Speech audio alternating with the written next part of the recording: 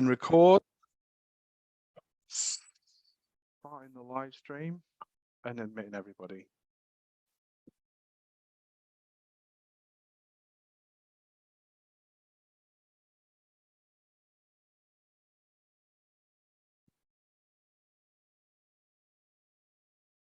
Good morning, good afternoon, good evening, wherever you are in the world. Welcome to the second session of the BSHS Festival 2023.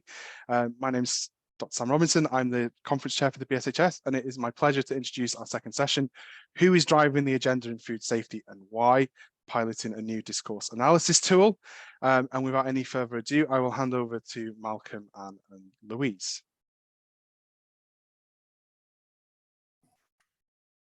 Okay, thank you everyone, and thank you to the British Society for the History of Science as well for what looks like a great couple of days. Actually, I'm really excited to see some of the other papers and workshops which are going on.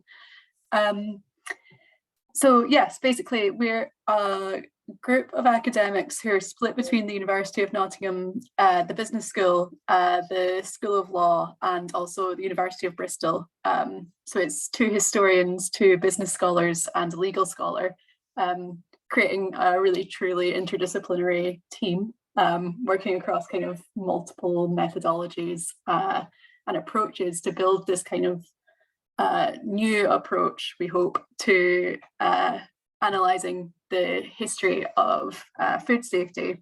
And it's kind of a pilot project, and what we're looking at particularly is the history of milk in England. It's kind of trying to come up with a way of understanding that works for everyone, hopefully. So we're excited to kind of present our new approach to this and our discourse analysis tool. And we have to, of course, thank the British Academy for all of their support with this. So Malcolm, would you mind moving to the next slide, please? Okay, so we started off by the point at which I came into the project was we came in and we had a list of, I think it was 54, 55 key events which had happened between the introduction of the Food and Drink Act in 1860 and Britain leaving the EU in 2020. So we initially decided to try and narrow this down a little bit so that it became a little bit more manageable to do in the short time that we have had for the project. So these 54, 55 events started with the Bradford sweet poisoning in 1859 and ended with the end of the implementation periods in 2020. But we've now narrowed it down to these 10 kind of really key events for milk specifically, rather than food safety generally, which you can see on the screen. So we've started in 1860 and going right away through to 2016. I hope that makes enough sense. Go to the next slide, Malcolm. This is Malcolm's Pride and Joy. It's the kind of ways in which we're understanding milk safety. So we're looking specifically at milk, not at butter, cheese, cream, or milk byproducts. We're also looking specifically at cow's milk, not other milk drinks. So we're looking at a bit of everything from the production through to the marketing, through to consumption, looking at how safety impacts all of these aspects and shapes our approaches, our societal approaches to the consumption of milk. And also, these are all kids' toys, which is great because it shows how central milk is to our society. So next slide, Malcolm. And this slide is kind of showing us all of the different ways in which all of the different stakeholders and points of view we're trying to incorporate through this project. So we're really trying to get a bit of everyone. We're trying to get the retailers and consumers, as well as governmental and policy points of view. We're looking a little bit at the farmers' unions and the lobbying, a lot of the kind of political debates and how they're reported on in the mass press as well. I'll pass over to Anne now, I think. Thanks, Louise, for a brilliant introduction. So, so given this kind of really intricate, complex landscape in food and in milk specifically, I mean, even if we narrow down to milk, we kind of found this was already quite complex. So what are we trying to do? As Louise mentioned, we're kind of an interdisciplinary team. And so we all bringing different perspectives to this, and the tool that we're trying to develop builds on some work that Lucy, who's at Bristol, and myself have developed over the years using a method called multiple critical discourse analysis. And I might be explaining to you something that you already know very well. So hopefully it would just be a reminder, or if you haven't come across it, I hope it will give you some of the basic understanding of what M-CDA stands for. So really M-CDA is critical discourse analysis, but considering lots of different modes of producing discourse. What do we mean by discourse analysis? Is this idea that you can't really understand social interactions or what's happening in society without understanding discursive practices. And discursive practices or discourse basically creates what's possible for all of us and all agents to be and do in society. So basically what's legitimate and what is not, or what is acceptable and what is not, which identities are acceptable, which concepts, which activities are acceptable and which are not. Next slide, Malcolm. So we have found that's really an interesting lens or approach to mobilize if we try to understand sort of critically practices that we often take for granted in society, particularly our relationship to stuff. Particularly Lucy and I are really interested in food and food production and consumption. And we're really trying to critically question where we've come from to determine why we're behaving in the way that we're behaving now in terms of our food system. So really reinserting these questions within the realm of the political and the social.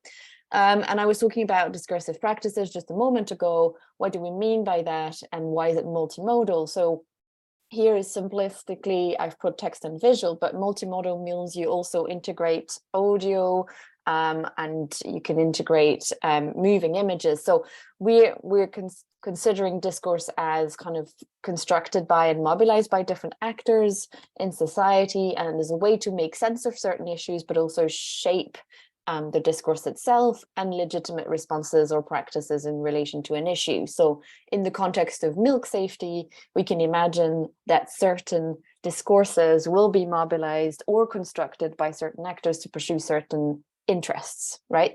So that's what we're interested in. What are those interests? Who are those actors? Why are they doing this? And how is it shaping our relationship to milk eventually? Next slide, Malcolm, please. I do like this diagram because it's sort of it's a simple way of illustrating why it's interesting. Because we kind of if we assume that there was such a thing as a box that's called knowledge in society, we all kind of have a tendency to think about certain things as being common sense, right? What is common sense, though? If you unpack it a little bit, it tends to be the dominant kind of storyline that exists in society. Oh, this is common sense, right? Everybody knows that.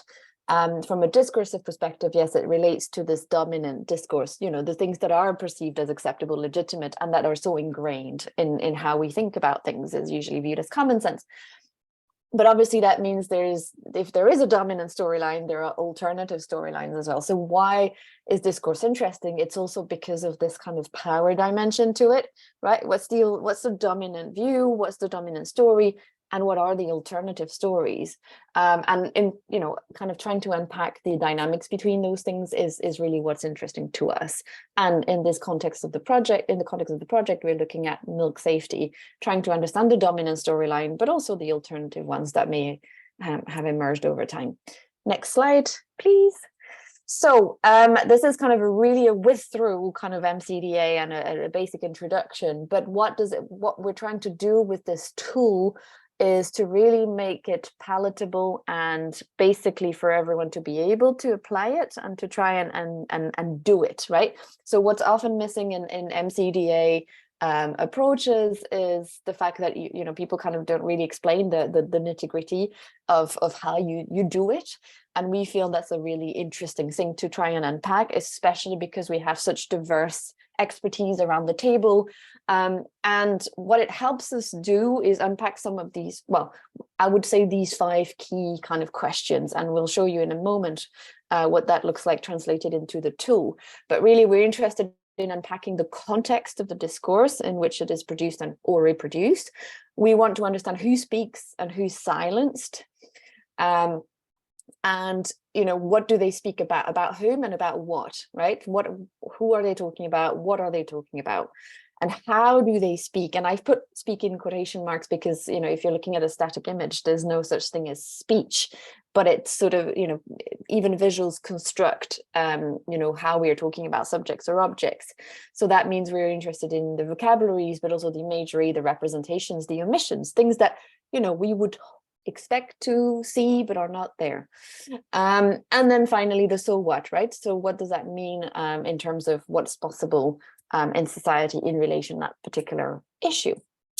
So this is my kind of whiz through M-CDA. I think I will now pass on to Malcolm for the next bit. We'll work through an example.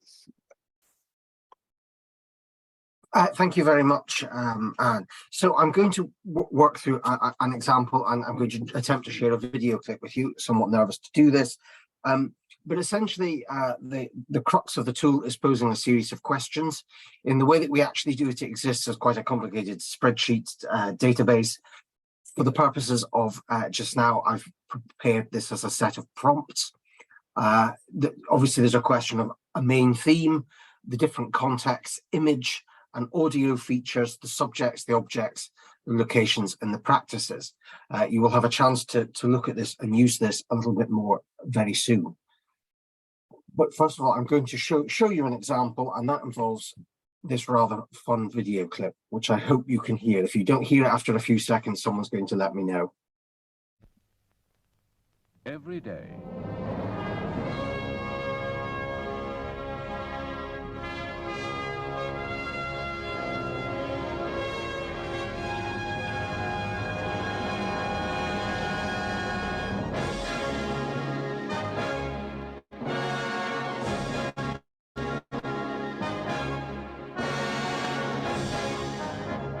milk brings out the best in you.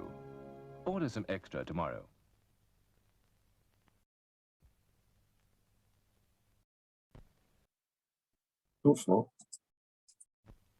So here are the notes that we prepared working through this last week as an example.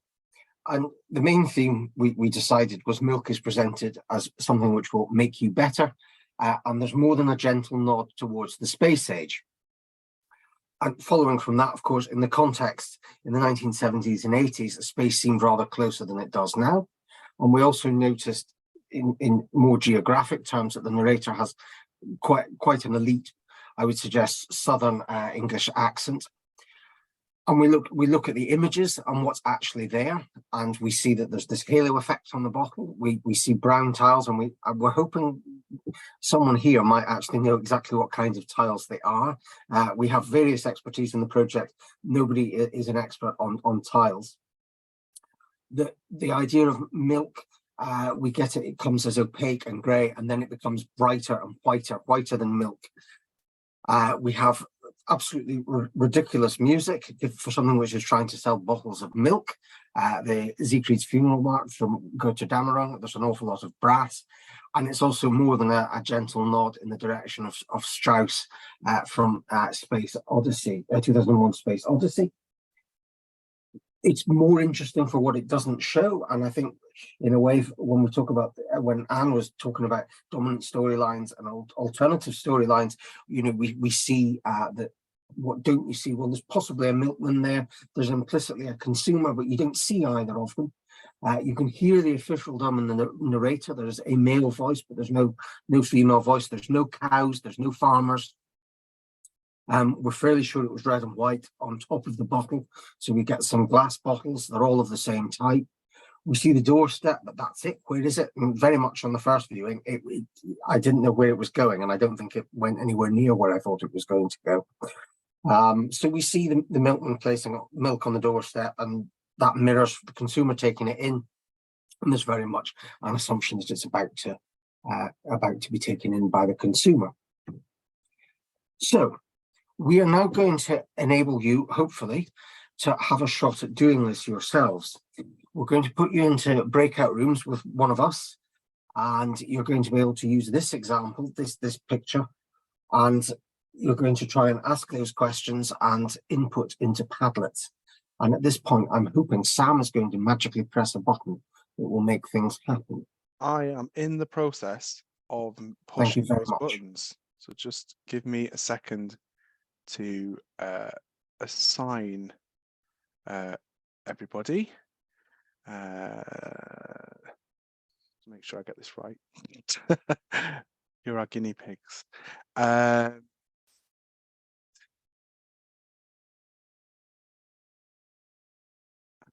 Okay, so this should work. I just say, if you were watching us in the lobby, you will need to come and join this meeting to partake in the next bit, which is the breakout room. So if you're watching us in the lobby, come and join the meeting properly and we can send you into the breakout rooms. Okay, off you go.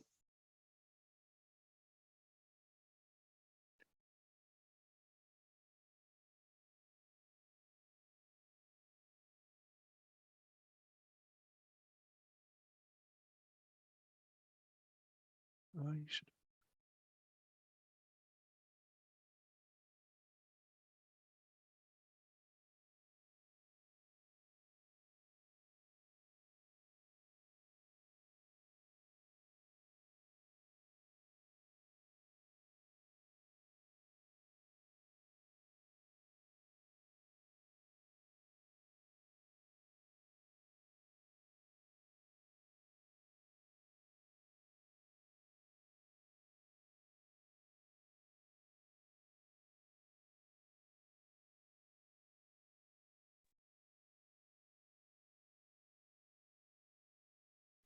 Should be able to access into the room, Ross.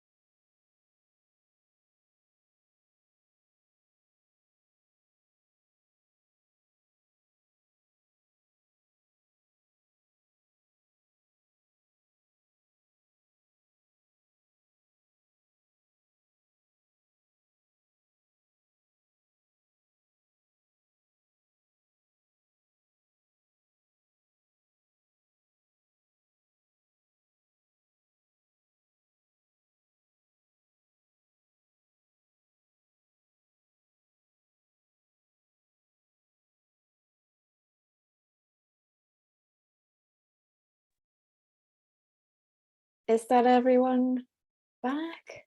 That is Okay. everybody back. Thank you. Okay, Malcolm, I'll hand over to you. What we thought would be useful just for this last bit is to, we're mindful that it says it finishes at 10 to, and if you've got 4 days of Zoom events, we really don't want to run over because we'll get rather tired of computer screens. Milk safety, but also safety for academics working and participating in these things. We're just going to share the Padlets that have been constructed. I will start with what's called group 3, but was actually group 1, the one with me, and then the others will hopefully do that in turn, just to talk through some of the findings. And then obviously we're amenable to any other feedback or anything you've got to say, and I hope this will work. We didn't need fancy audio or anything this time, so it might be a bit calmer. Can you see? Yeah, you can see that. So we raised some really interesting questions. You've all been looking at the same image, by the way, just that might be quite helpful to point this out. So there's an issue of producing food. The questions are, is it about producing food that's safe? Is it about keeping those who are producing food safe? Training with water, training with bits of metal and not metal, wood and plastic and rubber rather than living animals. And there's an animal welfare question, but also I wouldn't like to be kicked by a cow. I'd rather be kicked by a practice udder. And the fundamental question is this about documenting? Is it propaganda? How is it being used? So we've noticed that it's an official, and the war context is really the key one here. It comes from the Imperial War Museum collection. It's painted by an official war artist. We had some discussion about the land army, the fact that they're dressed in green. There's a whole palette. This is jumping ahead a bit, but the whole palette that looks a bit like, camouflage. Women are entering the labour force really sort of in place of where men were doing jobs perhaps, but then on the other hand, a dairymaid is rather traditionally associated as a female job. So we do ask the question, who's the intended audience for this and how is it being used? We don't get that.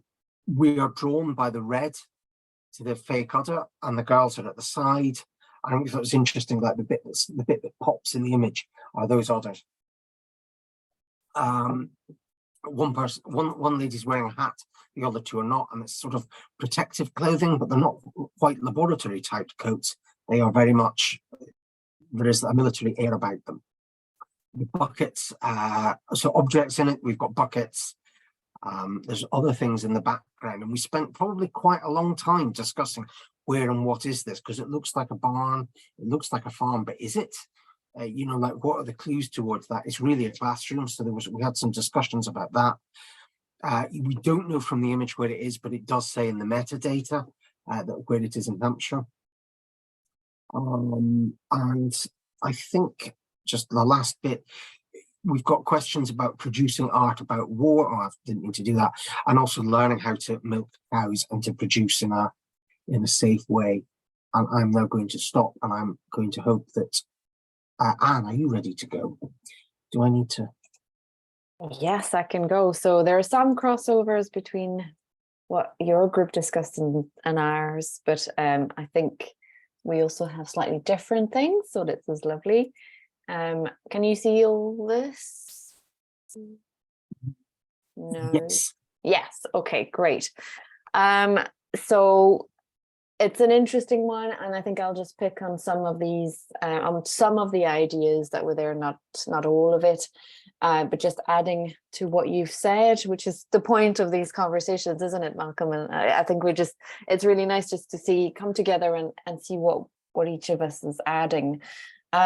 So we were discussing the sort of the context, obviously, but also, so it was striking to the people in the group that perhaps there was a sense of like modernity of science, despite obviously the lack of kind of lab coats and things, but as compared to the old-fashioned. There was also definitely questions around location, which you've just raised, as to whether this is on a farm, is it outdoors, is it indoors, is it an actual rural scene, or is it urban? So what are we talking about here is training. So but there's no animal. So that disconnect between, you know, the provenance of the milk, which is the cow, and actually getting it in its kind of form to consume came up. One of the main themes around that is kind of this kind of naturalness of milk, and how is the sort of artificial udder kind of impacting that and our relationship to it, which you could extend if you think about like mechanization of milking. The colors were also something that was really quite striking in terms of like the dominance of browns and greens, as opposed to the whiteness of milk that we are so accustomed to seeing. So yeah, just to give us a sense, is there milk even in that picture? Probably not, or we don't really know. Yeah, I think these are the main things I will kind of just highlight from our discussion. And yeah, some of the practice is really around sort of technological angle of training and the work and who's performing it. Again, it's quite gendered, but without the cows. So the cows are not laboring here. So while we'll stop there, if that's okay.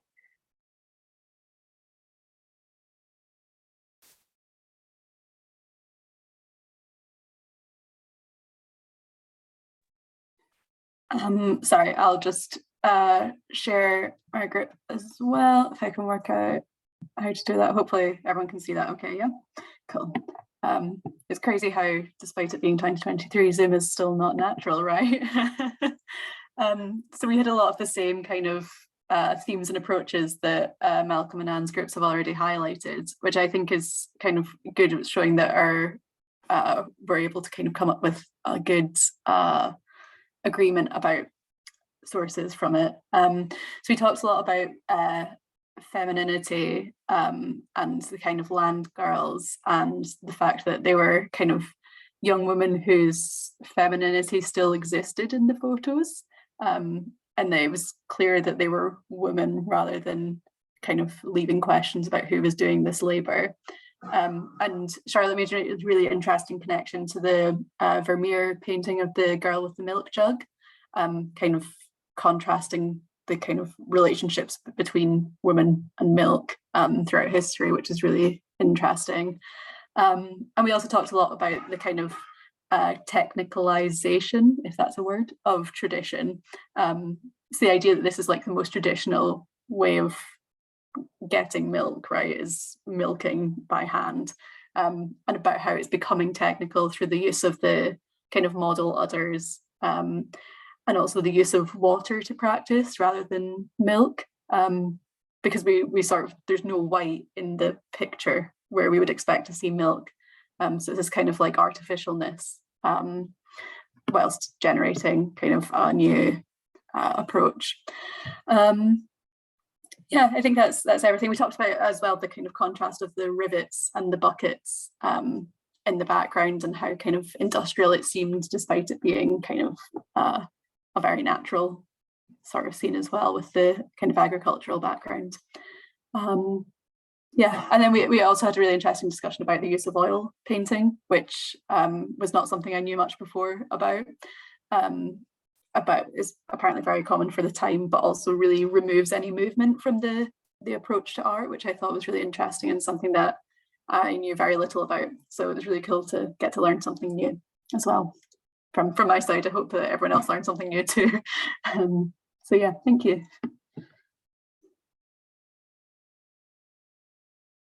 Yeah, thanks, Louise. I think it was brilliant. I know it's kind of a whiz through what we're trying to do, but I think I'm also really enthused by the fact that across the groups there were similarities, but also complementarities, and that's kind of a reflection of how we're hoping that this tool will eventually work, is that if it's a collective first, it's a collective tool. I mean, you can do it on your own for sure, but the value is in bringing different perspectives together and different knowledges and together. So I think it was, at least I've found it now really insightful to test it out, and I'm really grateful for all of you for giving it a good go, because I think everybody really engaged with it. So it was brilliant.